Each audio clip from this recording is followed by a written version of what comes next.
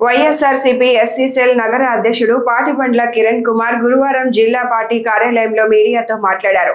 ఈ సందర్భంగా టీడీపీ జిల్లా అధ్యక్షుడు పిల్లి మాణిక్యరావు చేసిన వ్యాఖ్యలను తీవ్రంగా ఖండించారు.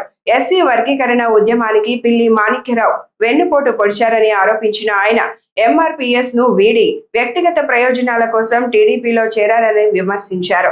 సొంత సామాజిక వర్గానికి నష్టం కలిగించే విధంగా వ్యవహరిస్తూ వైఎస్ జగన్మోహన్ రెడ్డిపై విమర్శలు చేయడం సమంజసం కాదన్నారు.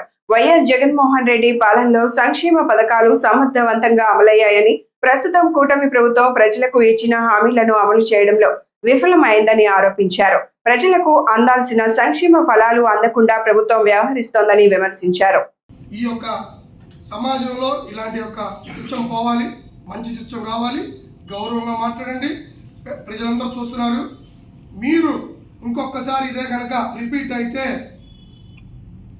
మేము ఏ దాడులు చేయడానికి కూడా సిద్ధంగా ఉన్నాం. వైఎస్ఆర్ కాంగ్రెస్ పార్టీ తరఫున మా అధినాయకుడు స్వభావం ఎలాంటిదంటే, ఎవరైనా సరే అదే పనిగా తిడుతుంటే, మేము వాళ్ళని తిడుతుంటే జగన్ గారు కూడా చెప్తారు, వదిలేండి అన్న, వాళ్ళ పాపను వాళ్ళు అయిపోతారు, మీకెందుకన్నా అంటారు.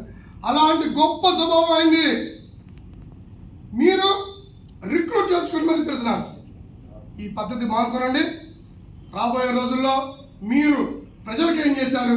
మీకు 5 సంవత్సరాలు ఇస్తే మీరు అసలు ప్రజల సంక్షేమ పథకాలు పెట్టిన ఒక్కడనే చేశారండి. నీకు 15, నీకు 15,000, నీకు 15,000, నీకు 18,000 అమలైందా? అమలు కాదు. నిరుద్యోగ వృత్తి ఎంతండి? అయిందా?